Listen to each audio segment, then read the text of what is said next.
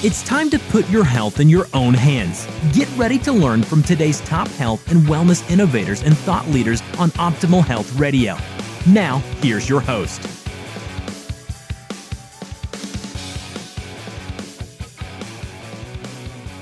Hi, this is Tammy Patzer, and I'm excited to introduce today's guest, Dr. William Plikkered, known as Dr. Bill.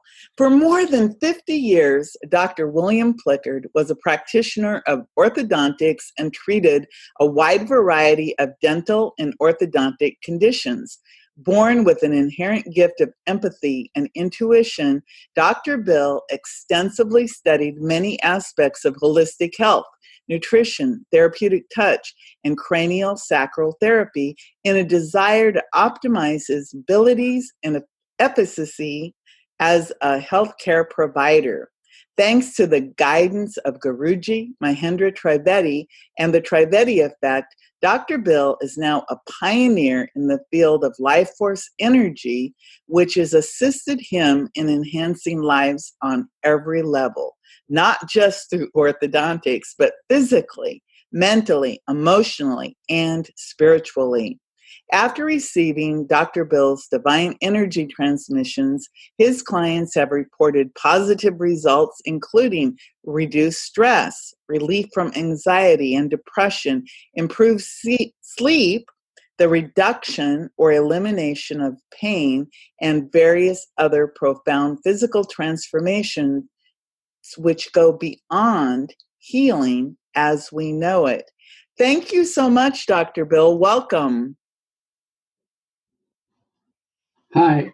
I'm glad that you're here today. I really want to talk to you today about the questions of the emotional realm and the hope and the opening of the heart realm. And I know that you've got like years and years of experience with this. So can you tell me a little bit more about what you mean when you talk about the emotional realm and the heart realm? Well, let's start a little bit and talk about, first of all, that I have a website and that I am retired from orthodontics, but I was utilizing my ability to alter all of these problems that people were having, not just orthodontics, but otherwise throughout my practice of 50 years. And I began to, well, at the same time, I was also seeing my clients during the night so that we were not interfered with by the ability that individuals have to reject the energy or even know what the energy meant. And most of the time when I would see a patient, I would seat them in the chair, and then I would put, I'm right-handed, so I would be manipulating things on the tray in front of us, but I would then allow my left hand to slip behind theirs, and I would send them energy. And they would not be aware that there was energy, mostly because it was something new, but some would respond to it and say, "What's going on?" And then that would open a conversation between us. And I could then also be aware of some other things that were going on in their bodies, minds, and emotional realms, and even those of the parents or one of the parents who were there with the patient, and I could pick that up as well. So it's it was a kind of form, I guess you could say, of practice.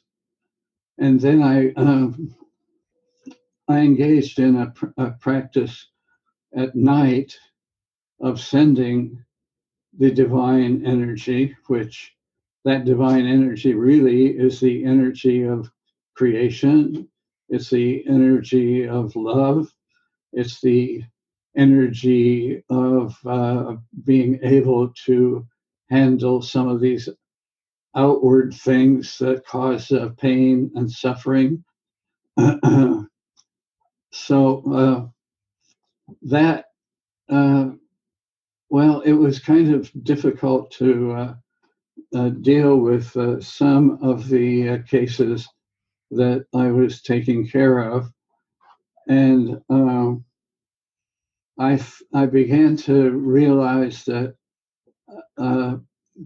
texting gave me an opportunity not just to see what was going on with the individual by sending my energy at night, but the texting gave me a more complete,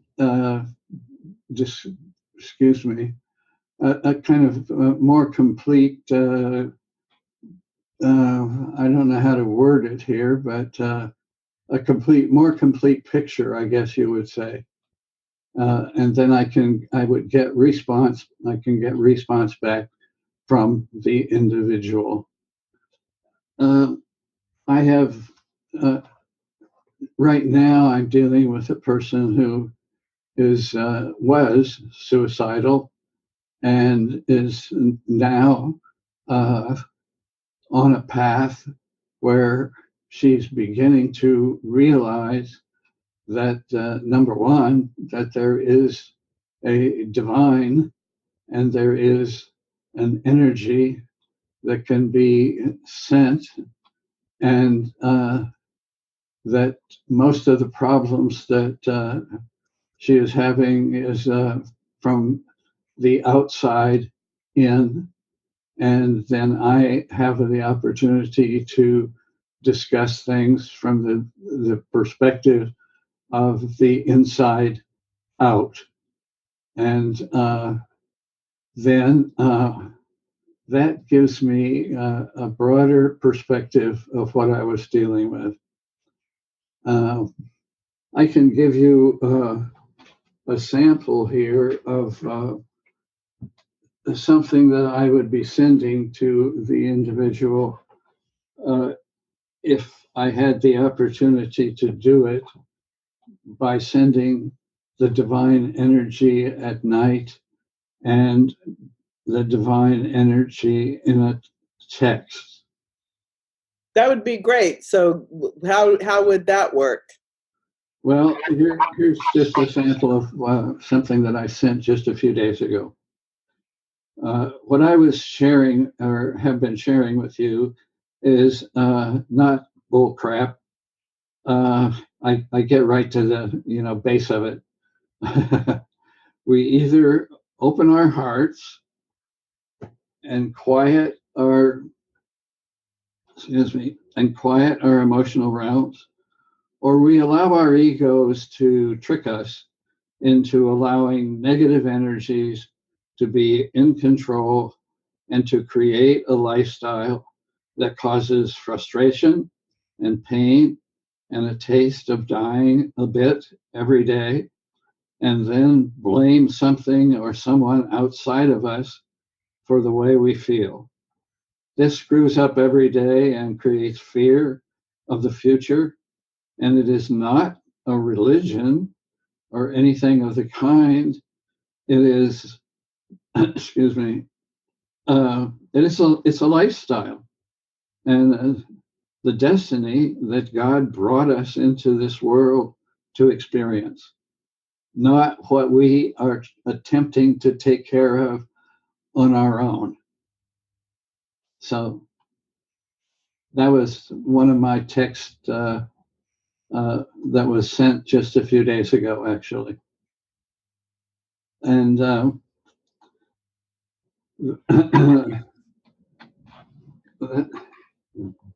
So when you work with people, you're using modern technology to help to explain what the divine energy is. Do you find that the biggest issue with people who are dealing with these different physical, mental, emotional issues is a disconnect from the divine? A disconnect or never connected in the past, but yes, it can be a disconnect. Yes, So and go ahead. I'm sorry. It's so interesting to me how you're using the telephone or the text messaging to connect with people. How do people respond to this when you're using modern technology and then the energy transmissions? You mentioned that when you were practicing your orthodontics, that often the patient would notice something and then that opened up the conversation. What would they say to you when they felt the energy? What did they describe to you that you knew that they were feeling it or receiving it? mm, there's a variety of things that were felt. Sometimes there was uh, simply an awareness that there was something different that they felt. Sometimes it was just a matter of being able to uh, connect with them so that I could continue treatment. Maybe they were afraid, and fear of the future, and the future can be in the next few minutes, is great among all of those who are not familiar with the divine energy. And when you're that close to someone, you can just touch them, and they can feel it and relax and that sort of thing. And as far as my practice was concerned, that sometimes was all that we discussed, was uh, being able to handle the situation that was at hand in a really more powerful way, you might say. And sometimes there was something I would pick up from the parents. If you go to my website and read the testimonials, uh, you will read the testimonial of someone who had cancer of the left breast. And I picked that up when I was working on her son. And then I started sending her energy, and excuse me, the medical doctors had not given her much hope. In fact, that the cancer had metastasized to every part of her body, and she had come in with her son because she wanted to make sure that he was going to be taken care of when she was not around. And the first thing I said to her is, forget that, being not around. And we just discussed her situation, and I started sending energy to her. We talked about the heart realm and the possibility of her simply opening the door, so to speak, from the heart to the brain, because the brain is not equipped to take care of the problems that we have given ourselves or developed within ourselves in this new in this society. So anyway, she was there after, as I said, her first chemo, which was her last chemo.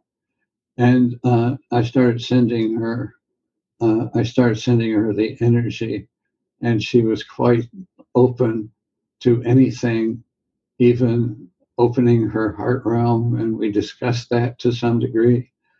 But then we said that she needed to quiet her emotional realm. And most of us today are cluttering that emotional realm with all kinds of problems, all kinds of negative energies that do not even compare to the energy of the divine, or they're not even interested in discussing it until they come down with something that really is serious.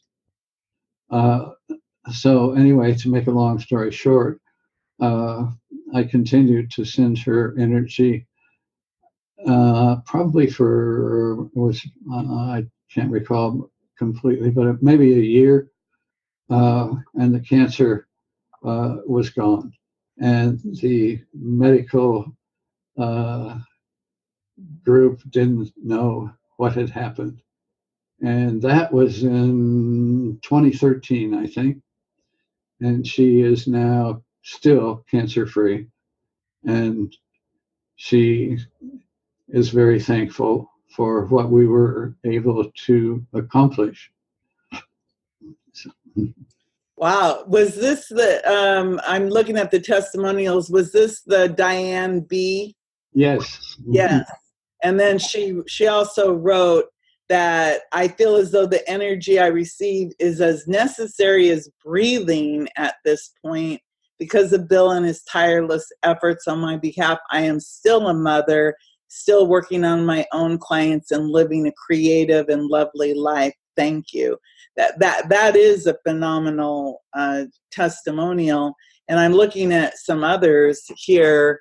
One is from a holistic nurse, talking about the fact that this woman is a holistic nurse. Her name is Maggie. Yes. And what was Maggie's story? She wrote a very beautiful testimony. It was a very complicated situation, and if you would ask her now, she would say that I saved her life. But yeah, I'd see that. Yeah. Heart, irritable bowel, nerve irritation, viral meningitis, chronic sepsis, inner strength and joy, lack of joy. Wow. So I'm sorry, I just saw that and I was like, whoa. Did you see the one about the young lady who was in an automobile accident? Yes. Had the brain damage. That one, I believe, is Christina. Yes. Mm-hmm. Yeah. Tell us more about with Christina's. She was in a car accident, and it says that she had a diffuse axonal traumatic brain injury. Yes. And she had brain surgery, and she did not come out of the surgery. She was she was in a coma, and the medical doctors had there's an echo. Oh, I don't have it on my side. Huh. Oh, wait, maybe. Anyway, then they said that she would not come out of the coma, and I told the mother that yes, she will. I couldn't feel her energy, and then the mother called me and said that the medical doctors had told her that if she did come out of the coma, she would be a vegetable. And I said, don't let them pull the plug here. Don't let them do that. She's going to be okay. make a long story short, she's a lovely young lady today, and she has some titanium for part of her skull, but she's a normal young girl, and I send her energy still at night because the titanium is really subject to the weather. And when the weather changes, then she gets serious migraine headaches. But if I send her energy, she can tolerate them. So I don't know how long I'll continue to send her energy, but she's a lovely girl. Wow. Well, these are just a few examples of all of the different people that you've helped, and of course the power of that divine. Wait, something happened here now. What did you say? I said these three examples are just a few of the many examples that you have of how you've helped different people by sending the divine energy. Is there a reason why most of the work you do is sent during the night when people are sleeping? Yes, because the opening the heart realm is something that the divine requires. In other words, that's an invitation to come and then work with whatever is necessary there to handle the conditions that are presented.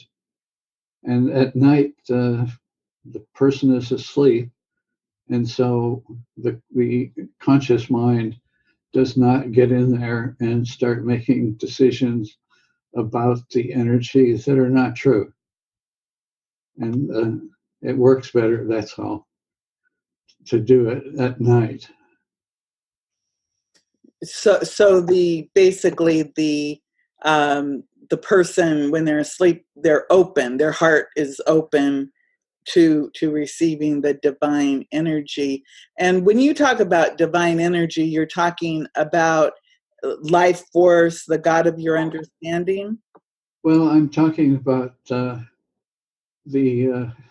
universal energy of the divine, of God, and that is the creative energy there that's created all of us, and it's the energy of love, and it's the energy of transformation, and so it has its own intelligence. So I never tell that energy what I want them to do, what I want done, and I can make some suggestions through my intention, but I never try to tell that energy, which is the energy of the universe, that little me would like for it to do something.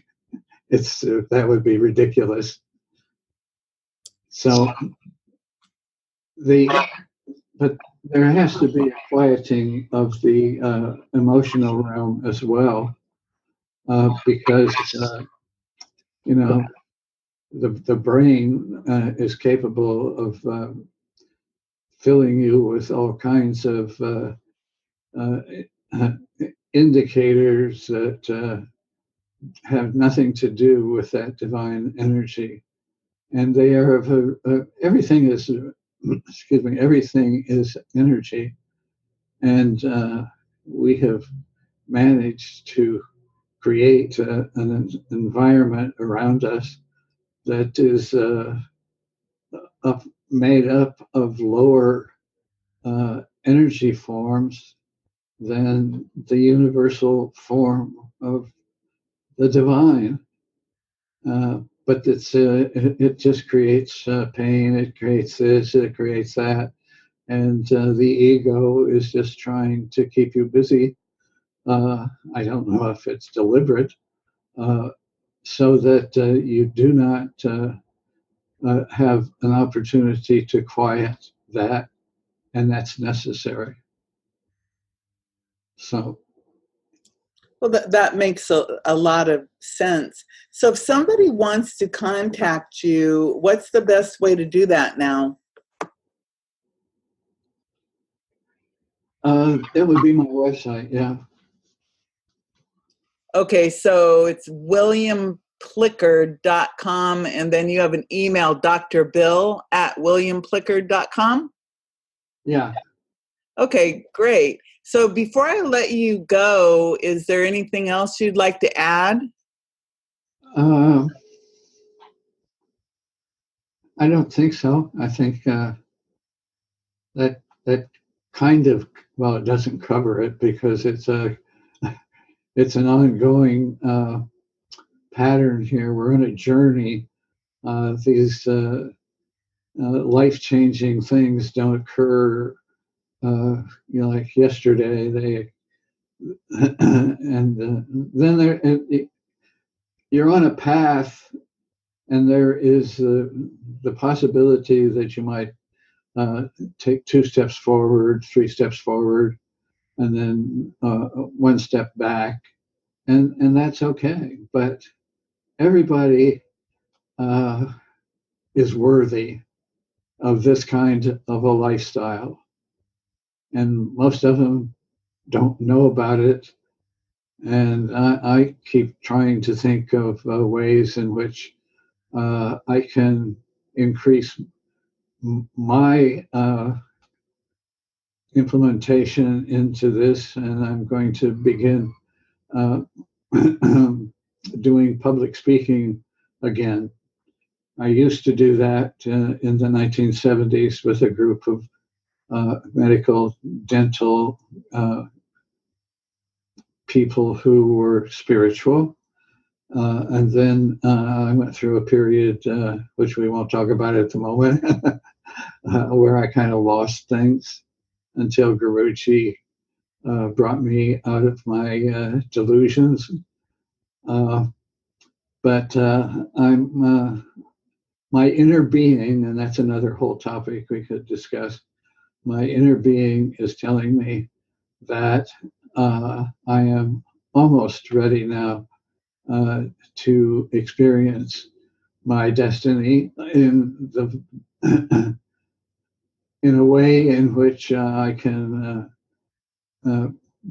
be an implementation to many groups. So that's where I am. I don't know exactly how it's going to materialize, but that's what I'm being told from my inner being. Well, I think getting out into the world and doing public speaking and helping to educate people is exactly, what needs to happen, because just in the short time that we've discussed, such a small fragment of divine energy, talking about quieting of the emotional realm and the opening of the heart realm, and just the power of divine energy, with some of the examples that we talked about with those testimonials from people. Like you said, it's something that most people, they're not connect. They're either have never been connected to the divine, or they get disconnected, and then it's like people are trying to find their way back. And yes, when we speak again, let's talk more about that inner being, or that internal voice we all have, that often either we don't understand it, or we don't listen to what it's trying to tell us. So, Dr. Bill, thank you so much. I really appreciate your time today. Well, thank you for putting up with me for this time.